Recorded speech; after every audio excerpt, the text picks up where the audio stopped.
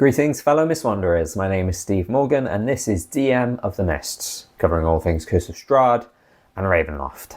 I got hold of this recently, and the other two books, which I think I've left downstairs, for the new 2024 rules, or also known as 5.5e and One D&D, I think. I just know them as 2024 rules more than anything. And in that book, there is a, I believe, new rule introduced, a new concept, new feature called Bastions.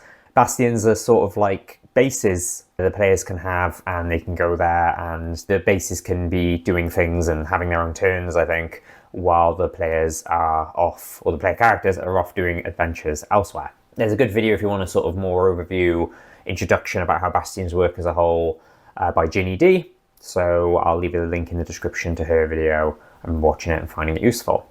Today, I didn't want to necessarily talk about Bastions as a whole. I wanted to talk about, can Bastions work in Curse of Strahd and or Ravenloft? Because there's a whole thing right in the introduction of the Bastion section in this new Dungeon Master's Guide that says, as DM, you decide whether Bastions are available in a campaign. And that Bastions are best suited to campaigns that allow characters to return to their base during intervals where they're not actively adventuring.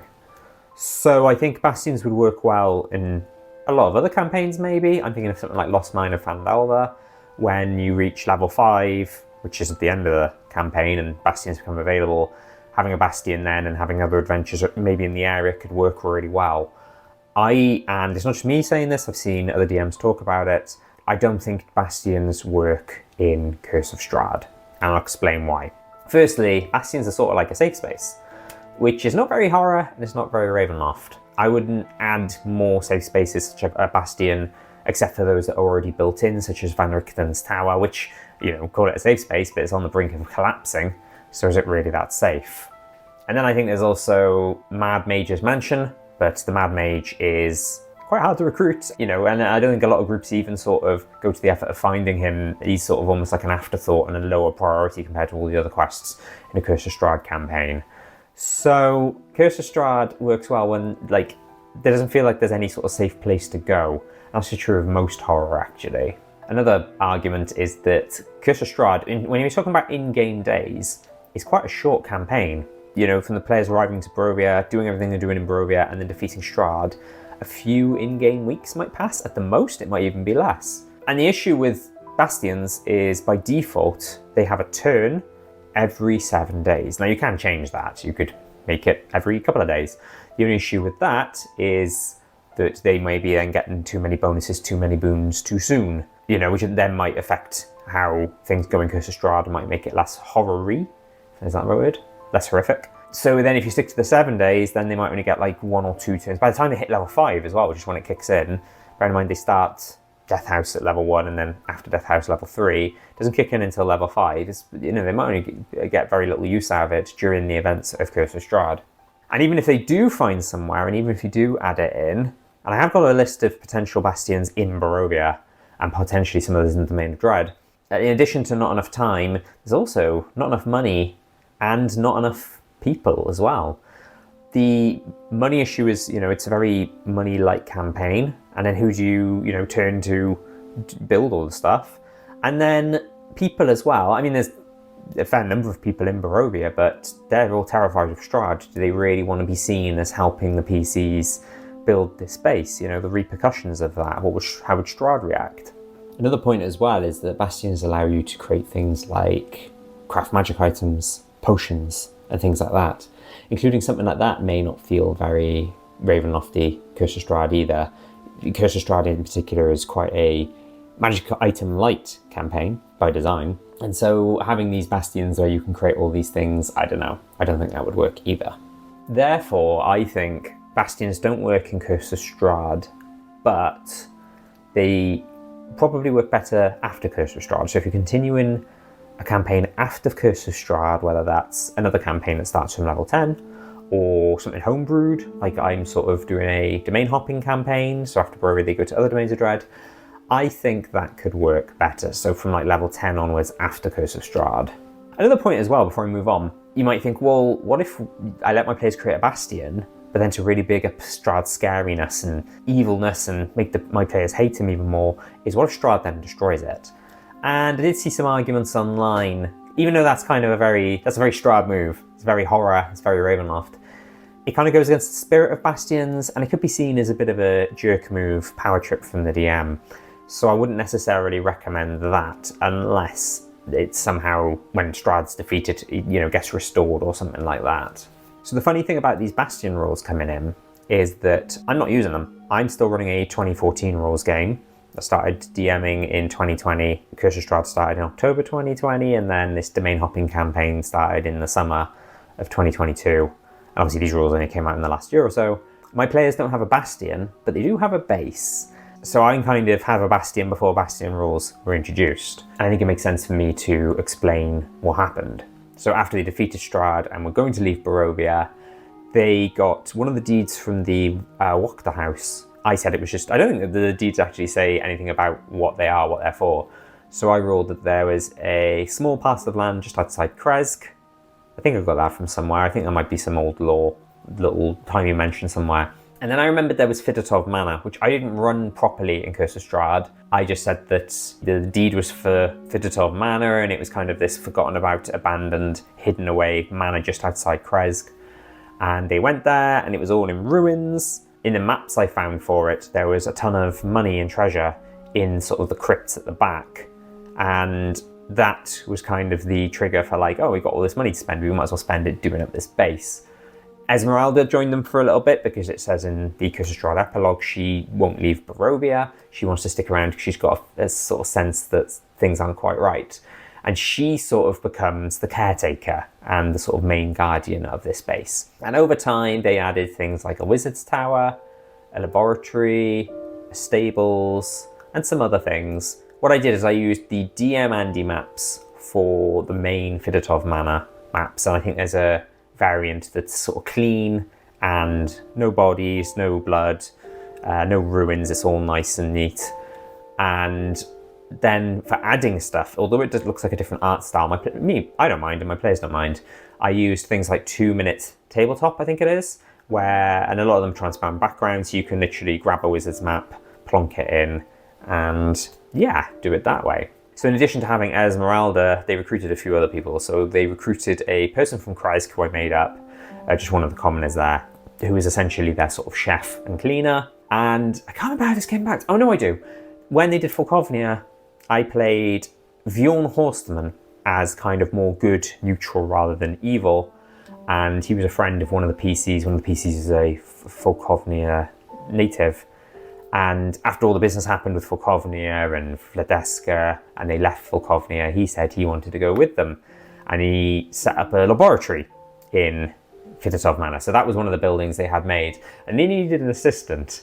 And there were two people out of a job given recent things that happened in Curse of Strahd, and one of them was Cyrus Bellevue of Castle Ravenloft, and one of them was Cloven Bellevue of the Abbey in Kresk. And Cyrus got the job. So Cyrus, after the events of Curse of Strahd, and instead of being at the castle, he's now helping out at Sidenote Manor. It's quite funny. So what I did, and this would be something to consider for yourselves as well, is, initial funds to do it up, in the case, quite convenient having in the map the big treasure pile. And then they restored it and they added things. They hired a bunch of Vistani labourers to fix it up. This is a suggestion from Ez.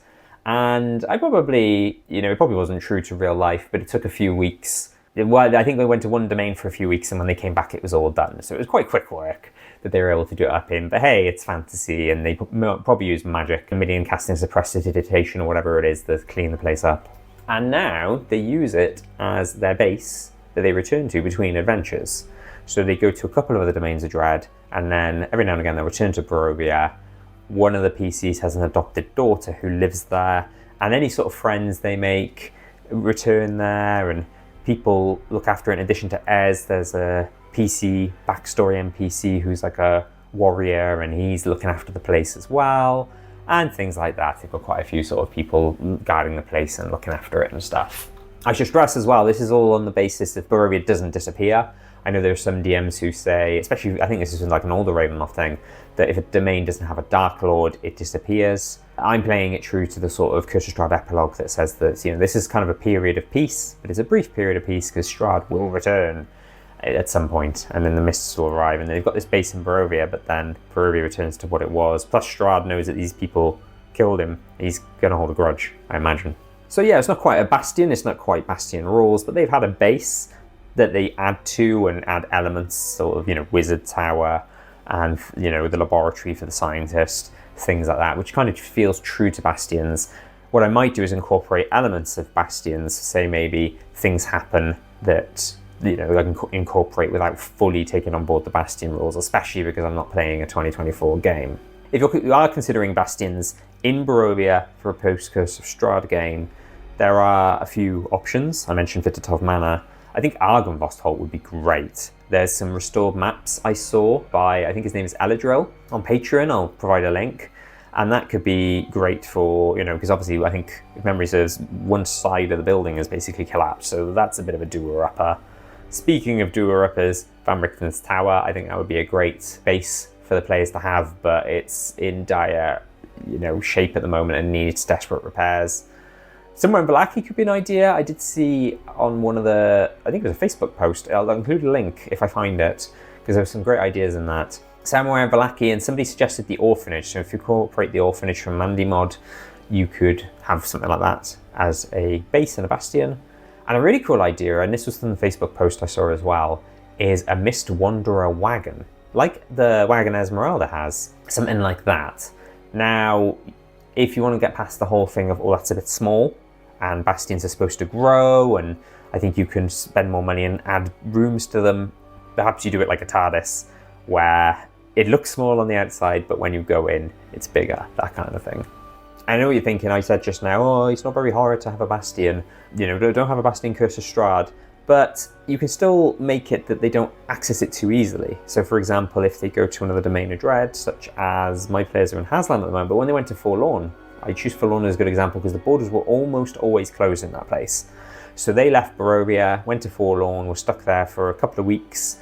You know, they can't return to their bastion that easily. So you've still got the sort of element of, oh, they've got this base and they've got this place they can return to, but it's not whenever they want. And it's not something they can do fairly easily. It's something that, you know, and it almost gives them an incentive to like, right, we've got to defeat this Darklord so we can open the borders and we can return home. So you can still kind of make it that horror vibe of they're trapped in a domain and they can't get to their bastion, they can't get home, they can't get to their base until they've dealt with whatever horrors they're currently dealing with. Outside of Barovia, I did have a look back through my old notes of places that could be proper bastions, and I struggled actually. I think Fort Wotton in Falkovnia is described as being an old fort, or at least the map I used, I talk about this in my Falkovnia video, it was like a castle where the top of it was ruined and then the basement, the dungeons underneath were still in fairly decent order. Perhaps the upper floor could be built, and that could work well for a bastion because then they can kind of build that from scratch, and then they've also got the basement. Sea of Sorrows, I mean, there's probably a few islands that could work well. I had it that East Riding, the main city on Gastria, or town, if not city, was quite, you know, there were a few potential places that could work there. Dementlieu as well is huge, a big city. I kind of consider it like the Waterdeep of Ravenloft. I'm sure you could find some good places there that could work well. But where else? I'm drawing blanks. There should be loads of places and loads of different domains where a bastion could work well. If you can think of somewhere that I haven't included that would work well, please let me know in the comments. And that's it for this one. This wasn't an especially long video. It was just one of those, you know, it feels like a bit of a yes-no answer. Do bastions work in Curse of Strahd and Ravenloft? No, not really. Unless you do it later on and doing it as part of a domain hopping campaign. As a point as well, I probably wouldn't recommend it for just a one-shot either. Well, if you're doing a one-shot, you're probably not going to have bastions because they strike me as something that's kind of longer-term campaign type stuff anyway. Upcoming videos, I'm drawing a blank. I think my next Ravenloft video is finally going to be how I'd run Lamordia. I've had a couple of requests from people saying please bring that out as soon as possible, so I'm going to sort of give myself a kick up the posterior and make sure I prioritise that one. And I'm genuinely drawing a blank of what else, which is really annoying. I should make better notes for when I get to this point of the video. So I think now is a good time to say goodbye. Thank you, Mr. Wanderers.